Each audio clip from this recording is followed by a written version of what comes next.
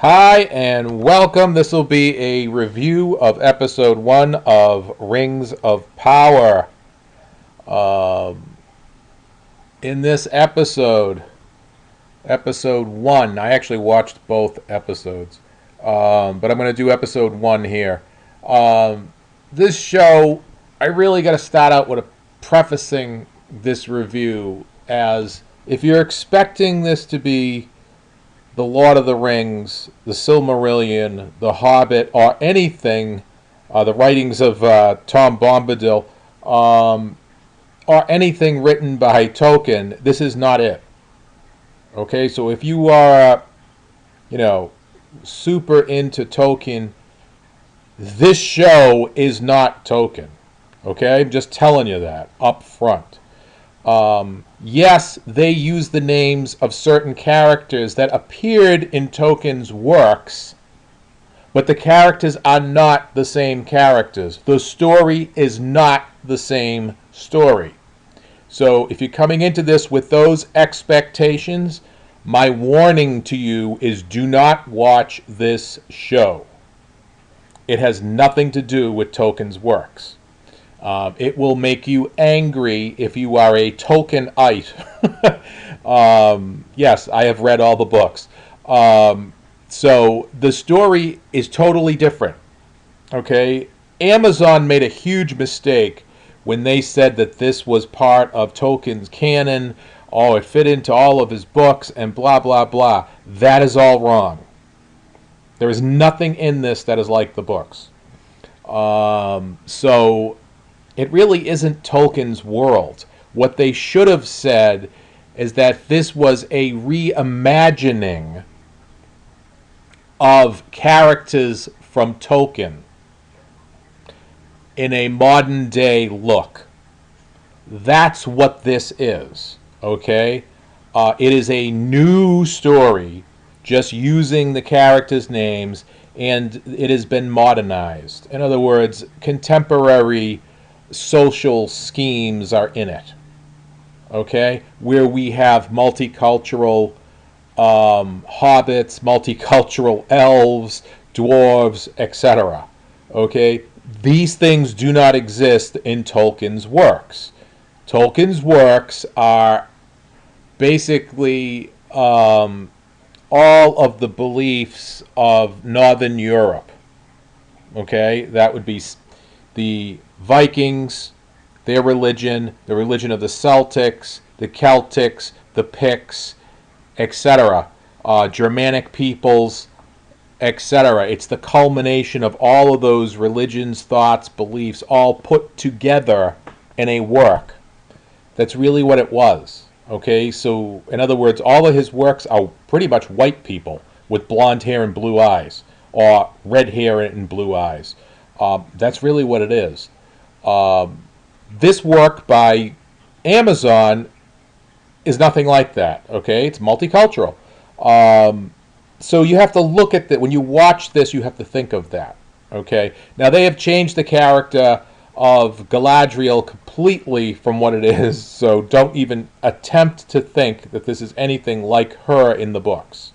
All right, in this Amazon's rendition of this, she is a warrior princess who is basically avenging the death of her brother in the battle with Morgoth. Now, if you don't know who Morgoth is, he is actually a real character in Tolkien's works.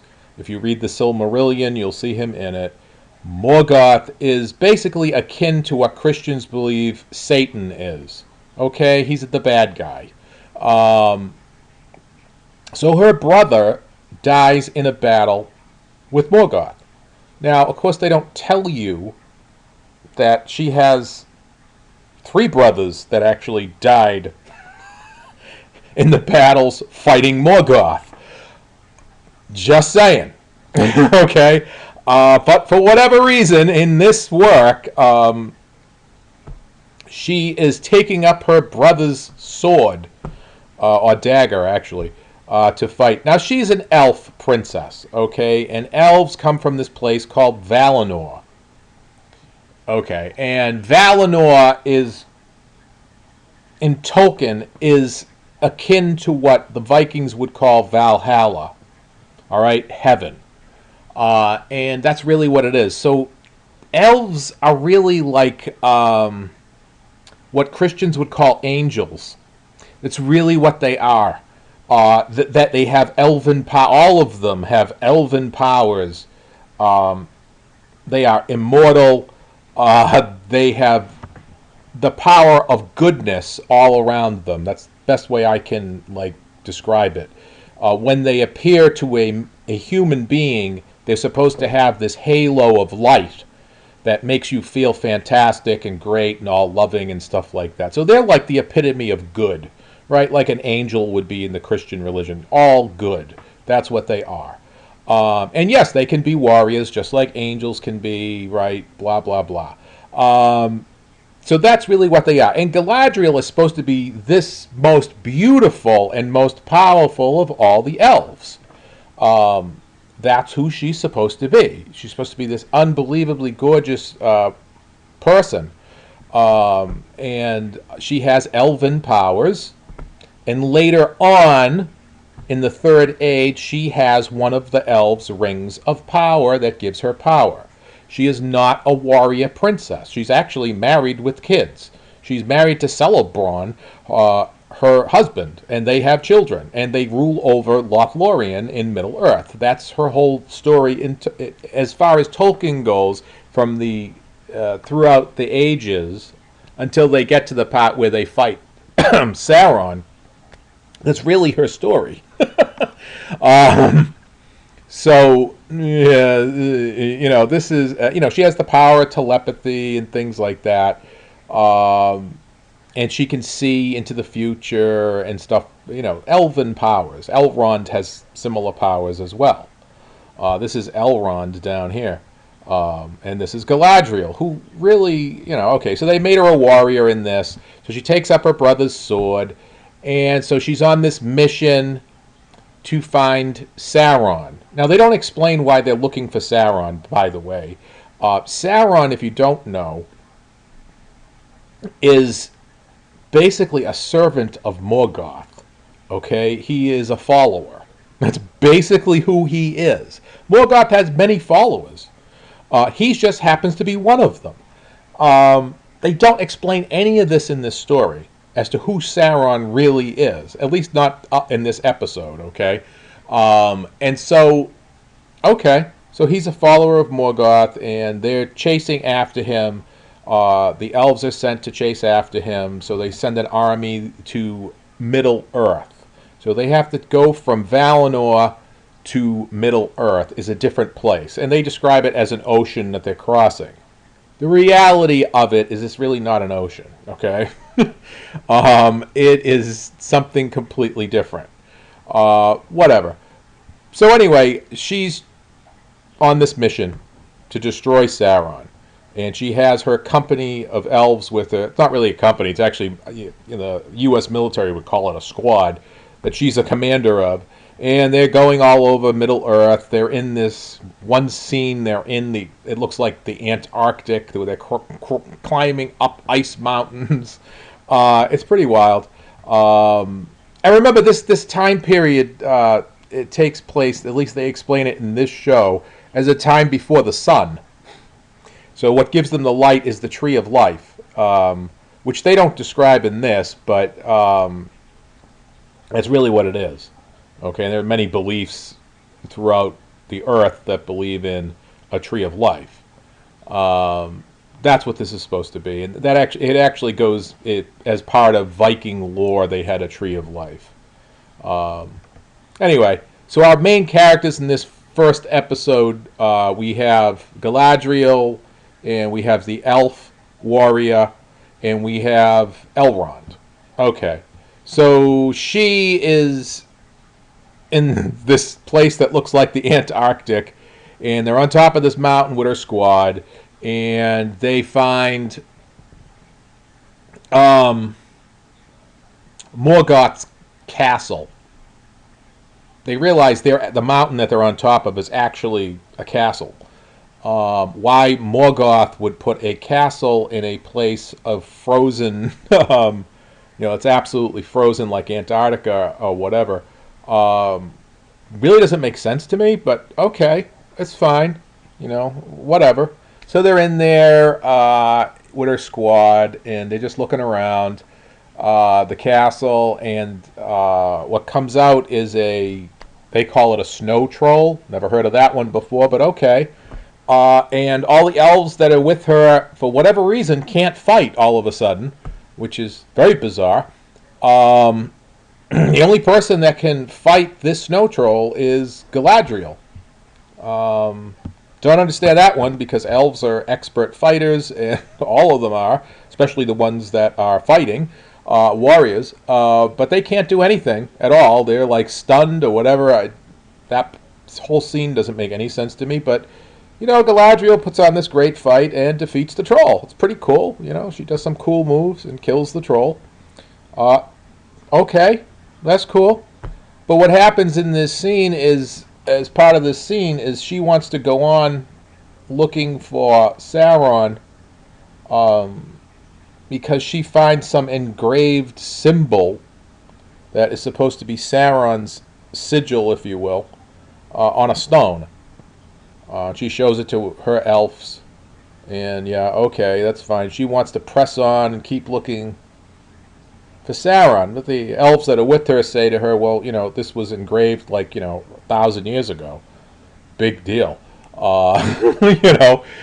We've been fighting. What they've been fighting, by the way, and searching the world for Sauron, I believe, for hundreds of years. They really don't explain this in the episode, which is kind of annoying. They're covering eons of time in this one episode, which makes it confusing for people that know all about Tolkien. It's confusing because, well, they're recanting it all wrong, for starters. And it's just, even for people that are brand new to this, it is confusing because they just spans of 1,000 years go by in an instant, and you're like, what's happening here? So it can be confusing. But anyway, her squad of elves basically mutinies on her and says, hey, we've had enough because we've been searching for, a really long time, and we haven't found anything, and, we want to go home. And I think the most important thing, or we think the most important thing, is to go back and report to our king that what we found here, and let him decide what we should do next. Okay, that's fine. So Galadriel's all, angry at them or whatever. But anyway, they end up going back to the headquarters of the elves. And, of course, we meet Elrond there. This is Elrond. And Elrond is, he's a herald. He's an elf leader. He works directly for the king. He is, of course, very smart. Upcoming elf. He's very young in this. He's not like the Elrond in The Lord of the Rings. By the way, I don't have a problem. I know some people have a severe problem with some of the depictions of the characters in this. But when you think about it, and I try to be, a realist about some of this stuff, and I understand Amazon wants to make money off of this, okay? I mean, you could, if you had a lifespan that basically is immortal and you lived for thousands of years, you could have, let's think about this. You could have many different times where you have many different occupations, right? So, Elrond in this is not a king. He is just an erudite, professorial, Socrates type is the way I see him. Brilliant man, elf. That's really how I see him. He's very academic. So, and you even in the Lord of the Rings and the Hobbit, they always seek out Elrond for his academics because he speaks like a million languages, etc., etc. He can read and write in million different languages, etc. So he is super smart. So they portray him in this episode as that. And that's certainly, to me, yeah, that's Elrond. He is super smart. And so this is, they're showing he's reading and writing. They show him doing these kind of things, and he's in the forest, of course. He's in a beautiful forest. By the way, the CGI in this is excellent. Unlike other shows that I've reviewed where it's horrible, it is absolutely fantastic. The CGI is great in this.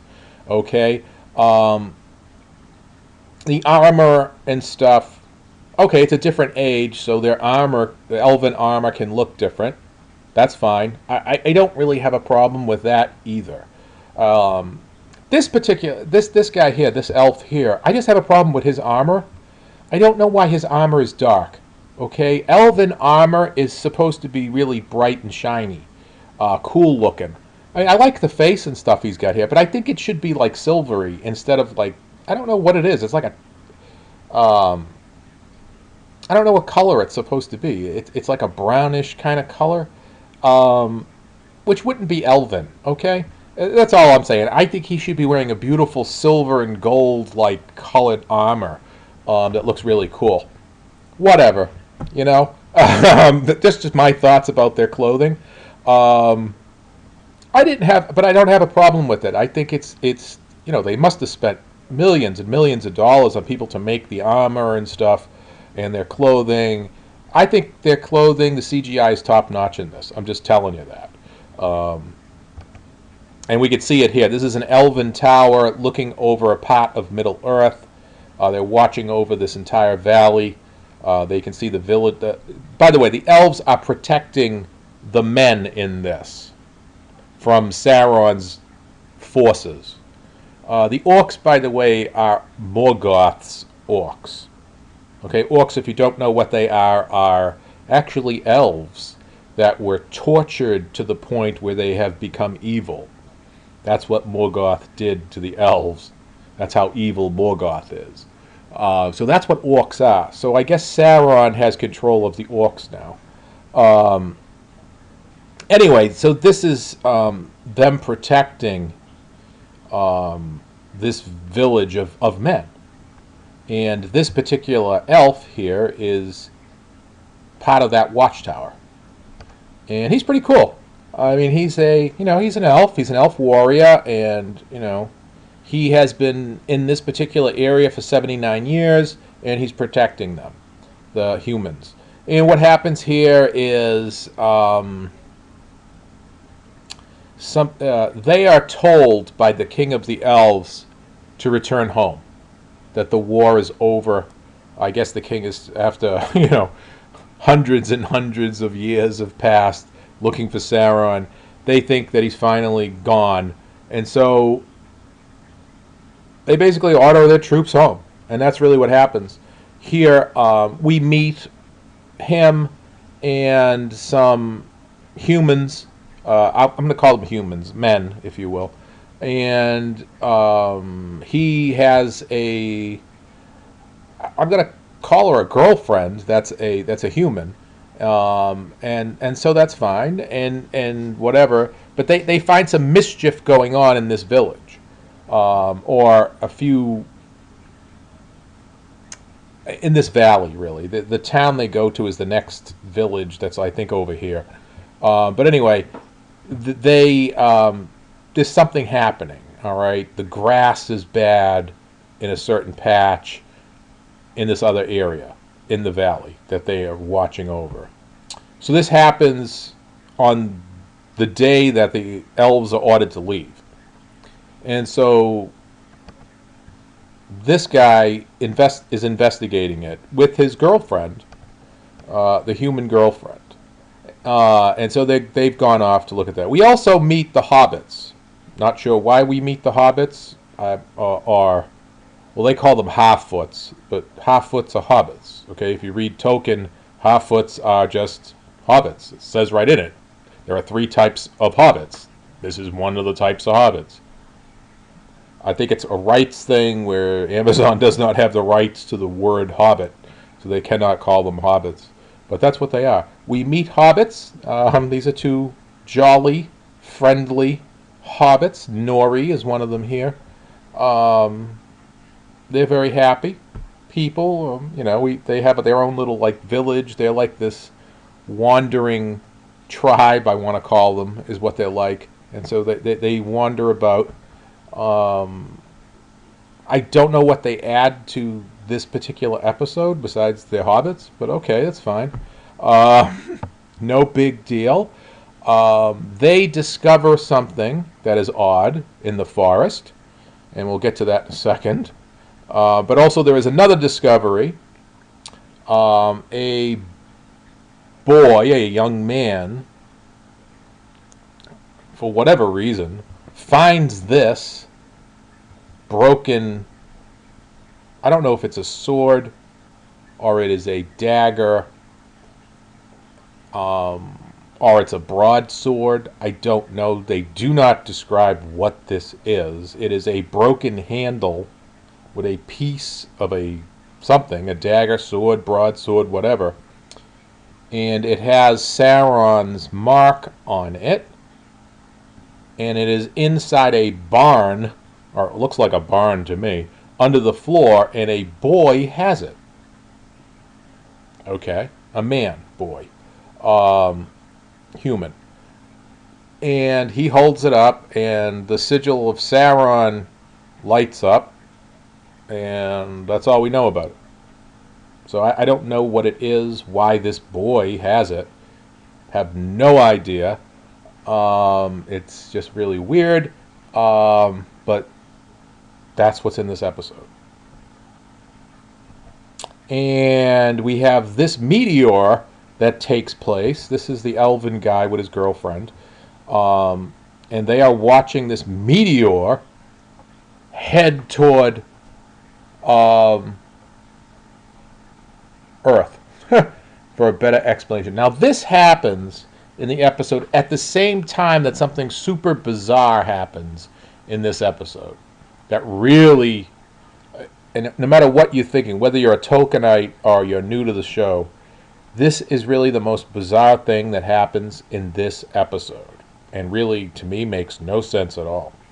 So Galadriel is ordered back with all the elves to the king. So she goes and meets with the king. The king bestows on her and her entire squad the honor of returning to Valinor for the rest of their lives. Which for elves, and for anyone actually, the ability to go to Valinor is like unbelievable. It's going to heaven, basically, and being immortal, and having everything you ever wanted. It's the ultimate place to go. And so the king awards this to Galadriel and her men. Fantastic honor. So they're put on an elven boat, and they are, headed across the ocean in elven fashion. And, of course, none of this, as they're just getting to this brilliant light, which is supposed to happen. You pass through brilliant light, and, of course, you end up in Valinor on the other side of the light. Very akin to Christian belief in heaven, right? You see a blinding light, and boom, you're in heaven, right? Same deal. So she, at the last moment, decides that she's not going to Valinor and jumps off the boat. None of this makes any sense to me, and she's swimming across an ocean, which certainly doesn't make any sense because the ocean is a metaphor. There is no ocean. Okay, the boat you're on is basically like, when it hits this light, this all-encompassing light of power and love and whatever, it's basically passing into another dimension of some type. And that's really what's supposed to be happening, right? I mean, you're leaving Earth. You're not on Earth. You're in this magic boat that literally, starts out on the water that we call water and ocean, but then it lifts off and passes through this dimensional gate and is in Valinor. And that's really what's happening. So if she jumped off the boat, I don't know, she'd be in like hyperspace or something. None of this makes any sense. I don't know why they put this scene into the episode. I think it ruins the episode. I was really disappointed when they did that. I thought it. I mean, I was excited about this episode. I thought, hey, this is Lord of the Rings. Or, well, it's not Lord of the Rings, but at least it's fantasy, and it's an escape from our daily lives. But this really was awful. I think is a grave mistake. I don't know why they did this. So, just my thoughts on that. The other thing that doesn't make any sense is this meteorite. Okay? And the appearance of this guy who was inside the meteorite. All right, he's a mystery man, supposedly. I don't know who he's supposed to be. In Tolkien canon, he cannot be a wizard. So for people out there that are saying he's Gandalf, if he is Gandalf, wow, it's not even close. Gandalf does not appear in this age at all. Okay? They haven't even had the first war with Sauron. There are 2 wars with Sauron. Okay? We haven't even gotten to the first one yet. Because remember, the rings haven't even been invented yet. It's Sauron who invents the rings, by the way. And so the wizards do not show up in this age. Maybe he's Saruman, but even Saruman doesn't show up in these age. And the other thing is, wizards don't appear in meteorites. The wizards in the Lord of the Rings, all of them, are from Valinor. They are sent from Valinor to Middle-earth. Okay? So, I mean, this doesn't make any sense at all if he's a wizard. I don't know who he is, all right, because I don't know what the writers wrote. But if it turns out he's Gandalf or somebody like that, that is really poor. Anyway, he appears. His meteorite lands near the Hobbits, which is why I think he's Gandalf, which, like I said, is an atrocious mistake if he is. And the Hobbits, Nori, and her friends are taking care of him for some reason, trying to talk to him. For whatever reason, he cannot talk, which doesn't make any sense to me. He speaks in some gibberish language or some language that no one understands, which doesn't make any sense. Once again, wizards, if he's a wizard, he's from Valinor. So he can speak the languages. The wizards were specifically chosen, except for Saruman, who actually volunteered for the mission to Middle-earth. Gandalf was chosen, and so were all the other wizards, chosen by the Valar to come to Middle-earth, to fight evil and to bring together elves and men in order to fight evil. Wizards, if you don't know, at least Tolkien's wizards, basically have the same powers as Sauron. They are not weaker than Sauron. They are just restricted in how they use their powers. They cannot use their powers for force or evil. So they have a restriction on them as to how they can use their powers. And if you don't know, in the Lord of the Rings, Gandalf has one of the rings of power. He has one of the elven rings. Anyway, so that's my word on wizards. So I don't know who this guy is. That's pretty much what happens in the first episode. It's very convoluted, I'll be honest with you, because there's so much time periods that go by, and it can be confusing. Because it's not that long either, the episode. It's, so they should have stretched this out to, if they were going to explain all this stuff, they needed to make this episode much longer to at least explain some of it. Because to somebody that comes into this that's brand new, you have no idea what's going on. So, whatever. Out of my 5-star rating, and I'm just going to rate this on entertainment value, okay? I will give this episode, just out of entertainment value, a 3. Okay? If you are a Tolkien person, a Tolkien fan, you would rate this. I would rate this. I am a Tolkien fan. I would rate this episode as a 0. Okay, because it has nothing to do with Tolkien. But if you were just a fan of fantasy, it's a 3. It is entertaining. It does have some flaws in it, as I already said. But it does have entertainment and escape value. If you watch it, if you're a Tolkien person and you just ignore everything, which you really have to, take concentration to do this, you'll find it entertaining. Like I said, it's got good CGI. It's, it's real cool fantasy. That's really much all I can really say about this first episode. If you enjoy these videos, please subscribe, tell your friends about it, and have them subscribe. Hit the like button. Until I review the next episode, I'll see you next time. Bye-bye.